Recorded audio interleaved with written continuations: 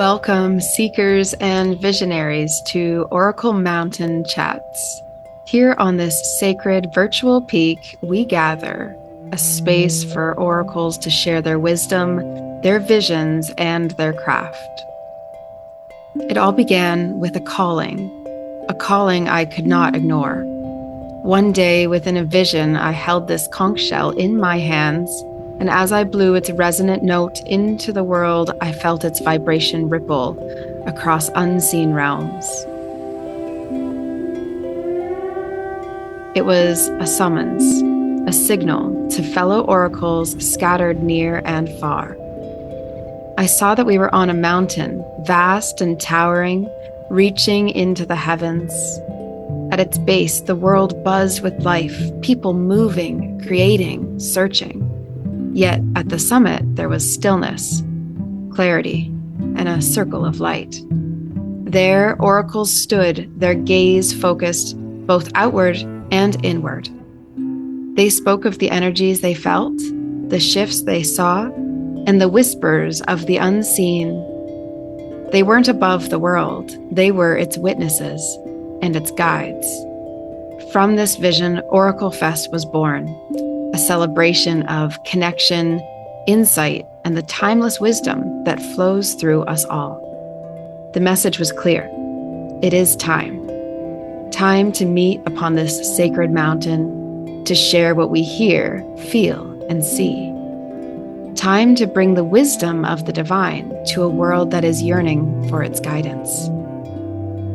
Through OracleFest, we've created a movement of community, all yearning to empower their own inner oracle. And here in Oracle Mountain Chats, we bring that spirit into a more intimate space. This is where the oracles gather to reflect, exchange ideas, and to explore what wishes to come through in the moment. This mountain is more than stone and sky. It is a meeting place of the realms, a threshold between seen and unseen, known and unknown. Here we gather as oracles to share the visions Spirit whispers to us, to speak of the energy currents flowing through nature and humanity, and to help guide those who seek answers in a world that often feels lost. So grab a seat, breathe in the mountain air, and join us as we begin today's chat. Whether it's an energy reading, a conversation about our craft, our path, or simply sharing a perspective on the world below, this is where we wait for more oracles to join us on the mountain. What wisdom will the mountain bring us today? Let's find out together. Step into this sacred space where the wisdom of the ages converges with the questions of the present. Okay, welcome. Here we find ourselves back again on the virtual Oracle Mountain Peak. And this time, I almost have a sense that Viviane might have been beamed down rather than actually walking up the mountain. Now that I sit here and think about it, how did you get here, Viviane? Did you get up through the mountain, through the gates, or did you actually just land down here in a pile of light?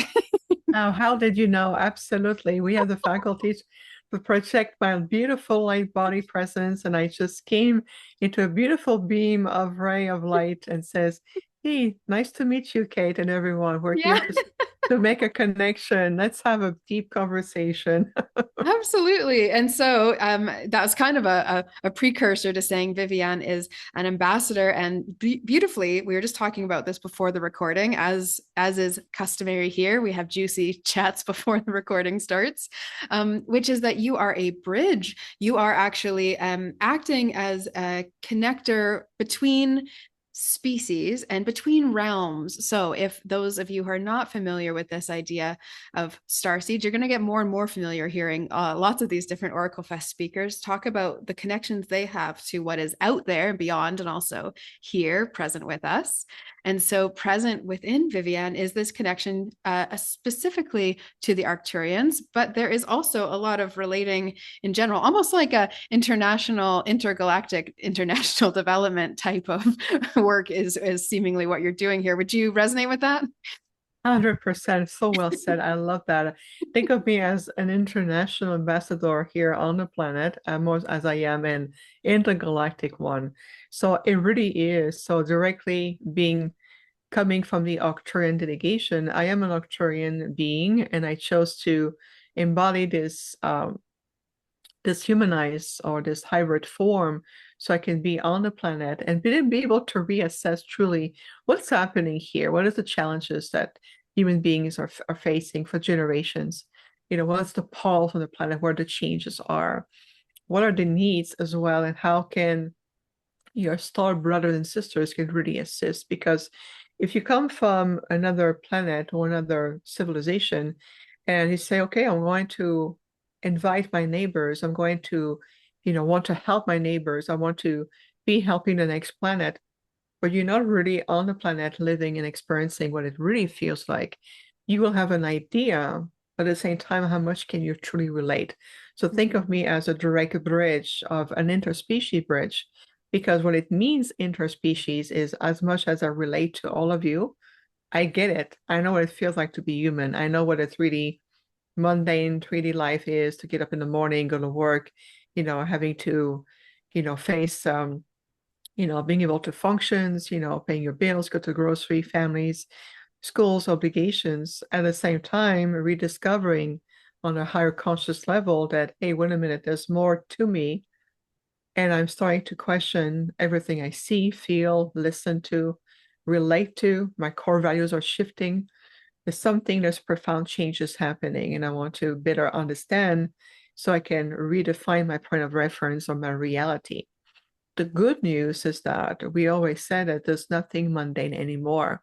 The concept of, but this is my 3D reality life, and then I have to be practical, versus the concept of intergalactic connections, your cosmic origins, your DNA evolving, conscious awakening. Well, there's no more separation. It's all the same because you're living in symbiotic connections with everything on the planet, as well as in your solar system or anywhere in the universe. It's just you have less consciousness of it or interaction with it or understanding of it to a certain degree.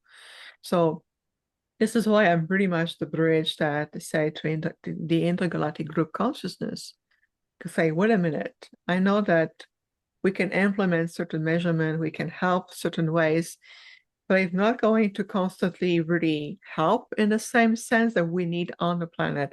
And let me tell you why. Let me show you. Let me allow you to experience what is going on. It's the same thing when I talk about being an Arcturian being. I says, well, allow me to show you what being an intergalactic being is about. And then so you understand more, you're opening your field, they're opening their field, and this is where the connection take place, just to make it very simple.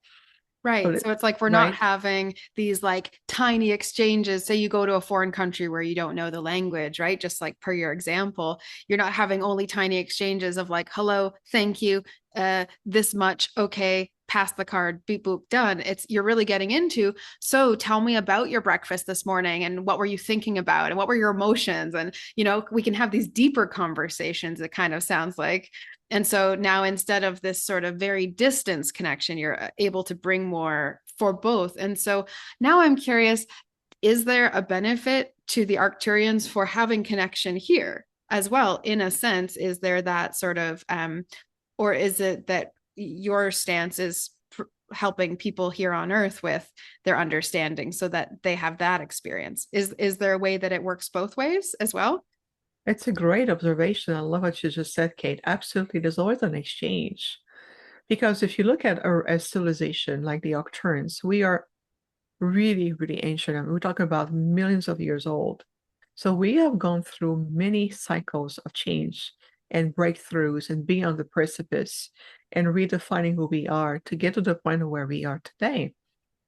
So when we relearning through the eyes and the experience of another civilization, who are now you have gone through again the ABC, you forgot about who you are, you play this part, you embody these personalities, you've been told by others, are you good, you're bad, and you're up and down, and all of these, and then become intertwined in your personality behavioral pattern, and you believe them, and you think that you have to work all of these issues But in reality, is you're working other people's issues through these personality traits. So, for us, it's a foreign concept. We forgot what that feels like to be in a third dimensional realm. We're no longer in the third field. A long, long time ago, even our physical body have evolved to the point that we're more etheric body, a more ethereal body, that we are solid as it is here. Here, everything feels so heavy and solid and tangible and Right. relatable. And, It is what no, it is, what it is. exactly. I see what Yeah. I see, I taste what I taste, Yeah. I speak what I speak, and then how can Here we? we So, are. Yeah. exactly. Rocks and sticks. So far, it's what it's been. But the beauty of your rock and sticks is that even the rock and the sticks are made of pure energy. They're simply vibrating in a very lower, slower state. We Hmm. vibrate a very high state. Hmm. So we're learning from these interactions. So as being a direct bridge, an ambassador that connects to the other intergalactic species or group consciousness, as we call them, to you and here to them, I'm helping both ways to says, okay, let me translate for you. They mean red, to you, do you mean violet? And why do you mean that? And then here's the point of commonality. So we're redefining how to read each other again. It's to your consciousness, it's to your stability in your frequencies, it's to be able to start, you can vibrate beyond. It's the release of the attachments, whether it's to your stories, emotion, trauma, identities, releasing the way of perceiving yourself as a 3D linear being. You're not linear. You don't go have a past, present, and future. That's completely illusionary. It's the real understanding that you are a multidimensional being and only a fractal of you, literally a fractal of you, or an aspect of your soul essence is in your body right now experiencing Hmm. here. Hmm. But here, what happened is that to the birth canal, when the soul re-entered the earth plane, you go through, it's called the veil of forgetfulness. I call it the veil. And I've seen the veil. It really it's like a door shutting down and you forget.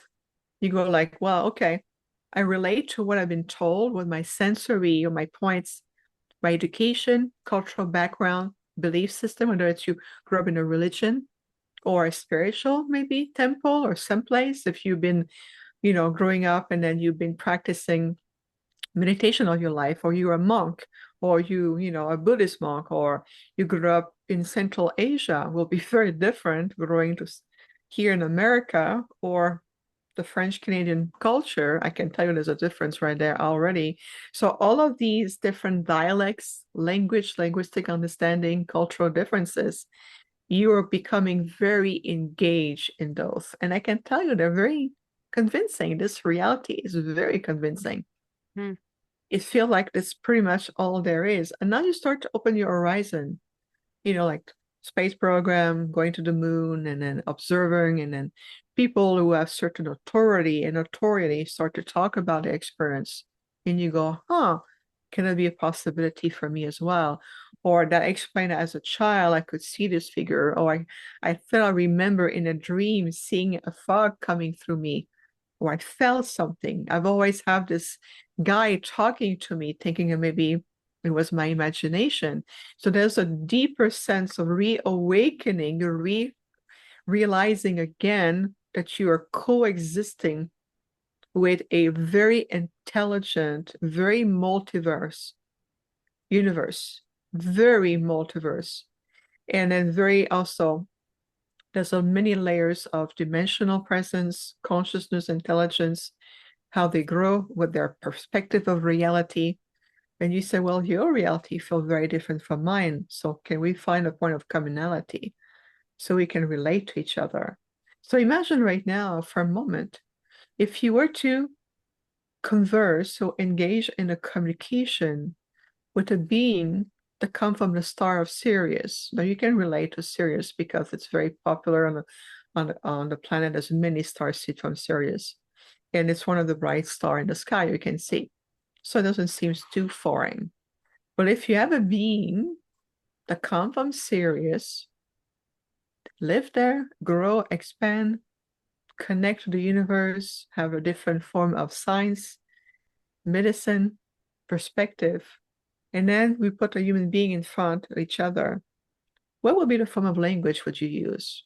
They may not speak English, they don't understand verbal communication. How they can relate to your frame of reference of to understanding what is the true etiquettes, morality, core values, your perspective of life, your emotional component. They don't understand always emotions, but you do, right? So what I come is I come in the middle, I become the interpret. I'm like a translate. I become the mediator. Translator or mediator. Yeah, Right. in between. And Right. I said I coach the Syrians because through my Arcturian Galactic ambassadorial role, I know the language, I understand how they function. Well, I understand you too here. So how can we connect and helping you to heal the gap, right?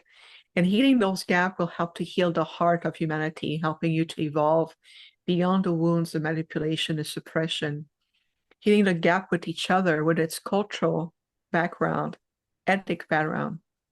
I mean, I had a friend, he's a retired doctor in his 80s, who recently has a minor, luckily minor, car accident.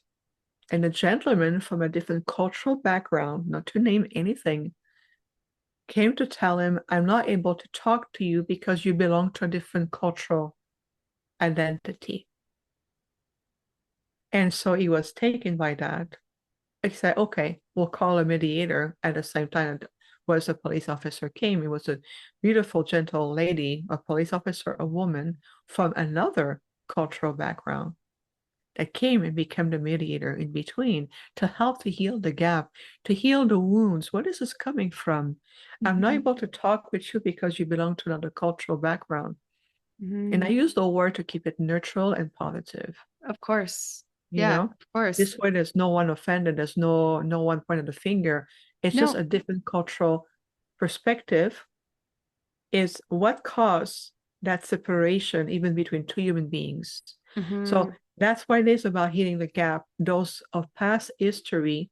And we understand that part of the earth history, there has been a lot of, let's say, separation and persecution based on cultural differences or Mhm. language differences or religion belief system differences.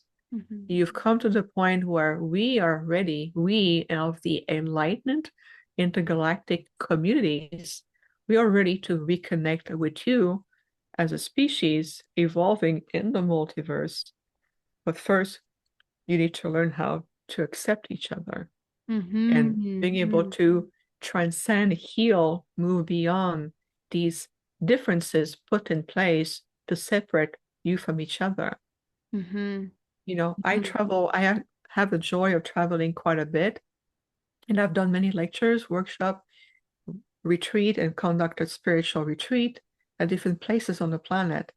And one of the things I personally do is I attune myself is what cultural background am I looking at? And how can I help them to feel more at ease so I become a conduit of neutral communication while retaining the authenticity of who I am, but about to create, can we create a foundation, a baseline of understanding, respect, integrity, so we can really work together and transcend these differences? And that's how we do it. So I can feel, I attune myself. So when clients come to me to speak at a conference, they saw me doing a lecture or a workshop, they can really relate to the message, to the energy, the experience. When I look to say, okay, what it grew up, what it been influenced by, because it's something that they may be more sensitive to. And I need to allow myself to just be attuned to those sensitivities. So it's the same thing with the intergalactic. We talk about galactic origin, how our DNA is shifting and how the human race has been communicating with. Well, it's look at the earth, look at the sacred site, look at the crop circle, look at all the hieroglyph and the ancient temples. It's all written all over the planet. You're just simply returning to this realization, going, oh, I'm a universal human being now. You're not just an earth linear being, you're becoming a universal human being. It's funny what strikes me, and then now you've led me into another beautiful thought, which is I would love to have a universal passport, a universal system for being able to be a part of this earth without the division as well. I'd love to choose to opt out of division in any way, actually, if that was All right. possible. Right? It would be so beautiful. What's something that really made me think this is so powerful for people to come to this understanding of also there's nothing to fear actually, but it's a communication similarly to how in perhaps different times, hopefully, but even I'm sure in the world today, there's this feeling of distrust or lack of belief because there's a feeling of fear, of panic, of like being harmed. And so, how beautiful it is to have better translations happening for these energies that are beyond what our understanding used to be of how things worked, so that we can have some positive light guiding us on how to utilize these technologies and awarenesses and these ways of communicating with people like yourself who have a deeper connection. And you think of all these people building, like, what if we had like a galactic UN, like, and what would all Thank of these you. answers, I mean, maybe we'll have one, Viviane, maybe this is where it's leading to, but the idea, right? How important it is at this time is what you're also saying you've received from them, that we do look for solutions, and we look for translating beyond what we've been used to. And I've heard a lot of people in this sphere saying similar things, and it's also a reason I was drawn to more ancient things and shamanic ways, because it was pre-division. And so aren't we talking the same thing at two different points wherever we are sitting, right? And it reminds me sometimes, so in my healing circle practice, there are beings called the star folk that represent the star nations. And so they have this seat within the circle of these other beings who I'm blessed to get to work with when I work with one person. And these star folk, they all have these different kind of fractal reflections, all these different colors and things, and they come down with different, messages. There's this understanding across the board, across cultures, since like pre-time. When you say look at the hieroglyphs, like it's written everywhere that there are these connections to signs, symbols, energies, frequencies, and only just now are we starting to have more awareness about how it can benefit also this world, rather than it being just an out there idea, just an to the side thought. It's actually, you're making it sound, and rightly so, very congruent. It really is. And that's the invitation to keep it that way. There's a huge, what we call reversal of thought system, where oftentimes through education or different structures of, government or authority that says you have to work hard. Things don't come easy in life, to work for it. And that the difficulty is like everything, even joy, even leisure, even all of this, it has to be earned through hard working and challenges and overcoming, everything becoming a motivation to evolve, heal through pain. That's a reversal of the thought system. All of this. We need to return more to a more fluid, cohesive, more effective way, efficient way of returning to, integrate certain aspect, communicate, see how you perceive yourself in the universe. Can you really think for a moment that this planet that we call lovingly the blue pearl or Gaia or Earth, with millions and millions of life, for different type of life forms, is floating like an isolated island on its own, and everything else, it's a mystery that came into a theory somewhere, somehow. You have to start to realize that, okay, I am stepping into a brand new aspect of myself. I am stepping into a more higher intelligent, more self-mastery way of perceiving this human experience, this planet, each other, and being able to see that I am part of a very vast intelligent quantum intelligence field, or a multiverse or creation. And if you look at all the legend and all the stories, and whether it's to many aboriginal tribes around the world, ancient tribes, even here in America, we have many of the First Nations to Canada, Peru, South America. I mean, look at the, the elders of these Aboriginal tribe bringing all through oral traditions and even customs that living in harmony with the stars and Gaia was very natural. Mm-hmm. How many stories? There's just the Kachina dance with the Hopi and the Navarro. I mean, the Kachina dance are really in honor to the star ancestors and how they used to come and communicate with the elders in either lightship or presence and having a direct interaction, and how the elders would communicate to the grandmothers, the grandfathers, to the tradition, the wisdom transmitted. I've seen that even in Sitka, Alaska, even to their national park. These beautiful totem talks about grandmother, grandfather sharing their knowledge to the next generations. I was there last in 2024. Well, you can see that everywhere. I mean, look at just what is encoded right at the wall of temples, many temples around the world, throughout Egypt, Cairo, whether it's Luxor and other places. We were in Egypt, about a year and a half ago, and we went to many temples. I've seen all the scriptures and the symbology and how these deities, you have to look beyond the literally translating what it looks like. It's not literal. You have to look at the symbology of what all of these temples are we talking about. Like for one example, just one example, the temple of the Hathor. Well, the Hathors are actually a higher fifth dimensional galactic civilization. Well, they do exist, and they have been interacting with ancient Egypt and left their mark. Well, there's a temple in honor of the Hathor, so there's an interpretation around it. But if you look a little bit deeper, even to the hieroglyph, you can see a depiction of stargates, star and gate, and how they travel, or this boat that is being came through. They're not floating boats.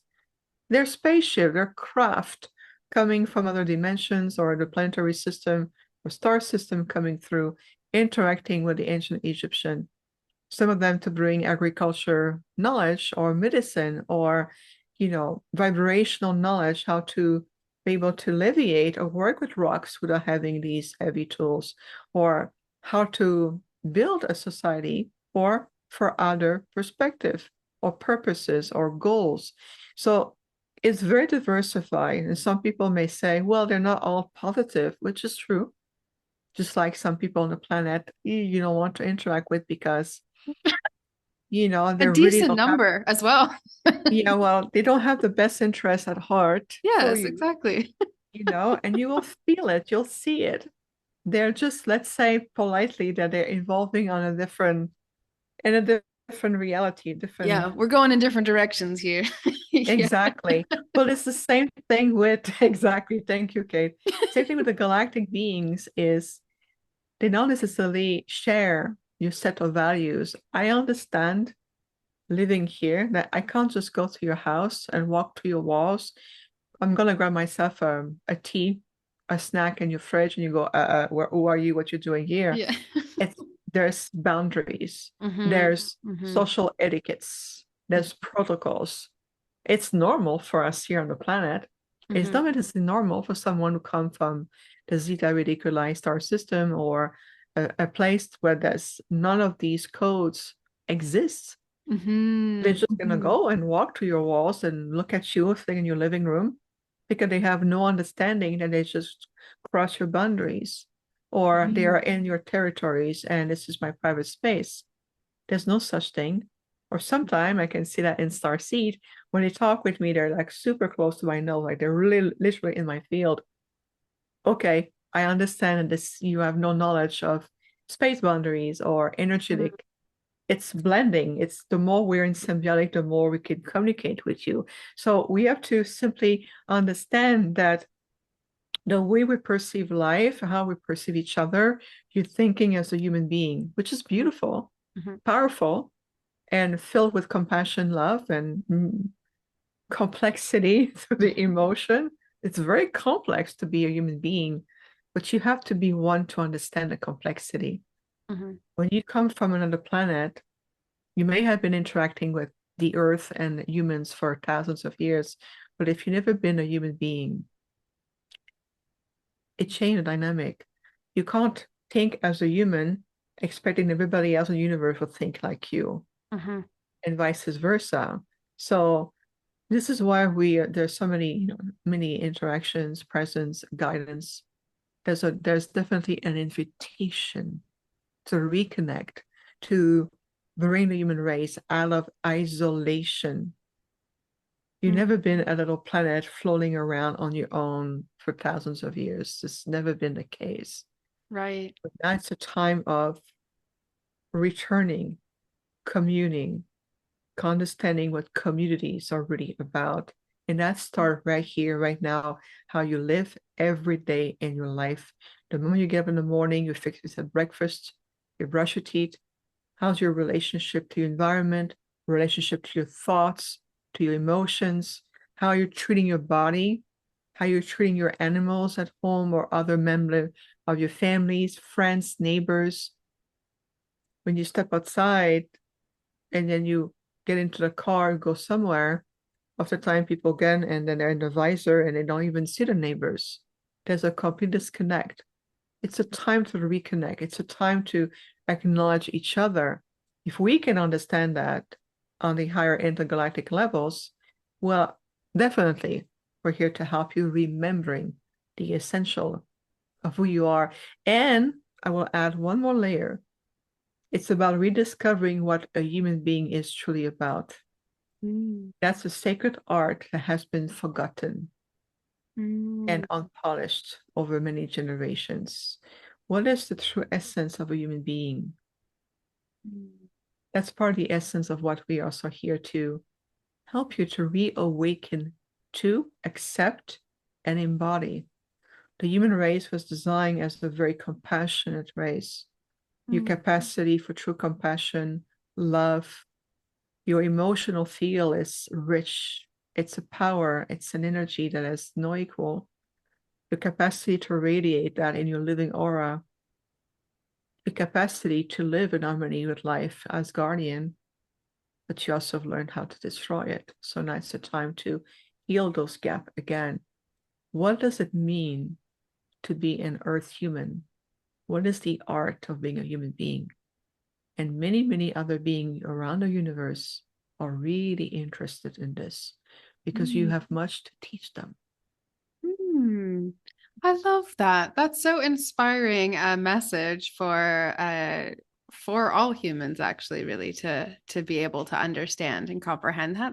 How beautiful is it that we also are here for a reason, for teaching something. It's not about getting shoved out. It's not about getting replaced. It's not about being attacked even to go to the Nope. severity of that, right? And so I love, love, love that your voice and the voice of all the intergalactic nations will be present with us at OracleFest. Thank you for beaming in on this light. We are so grateful to have you.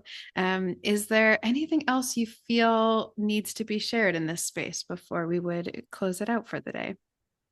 Well, as a first point of contact and with these really elevated, I would say filled with wisdom messages, take the time to really integrate, reflect upon that, contemplate what it means to you, for you, and how you can potentially integrate that in your life and make a difference. Remember, one light workers or one person filled with light have the power to uplift and inspire thousands. So there's no more as there's only one me, I'm isolated. What difference do I make? The answer is huge. So there's going to be much more, but I think that for today I Yes. love how deep we went and it's beautiful. Yes, absolutely. Me as well. I love, love, love this idea of remembering, of reawakening. It's just the recall back to what we already deeply know. And so go soak this up, maybe soak in a tub and reflect and listen to this again, soak in these messages in a more, yeah, that receptive part of our mind, that open place in our mind that is much more connected to all that's out there and the all that is within. So Thank you so much for being here, Viviane, as the ambassador you are and as the light that you are. And we are so looking forward to having continued conversation over at OracleFest and beyond. I am so excited. Thank you so much for your lovely invitation. A joy to connect with you and your beautiful audience. We're here to be of service. So much love to all of you. Beautiful. Thank you.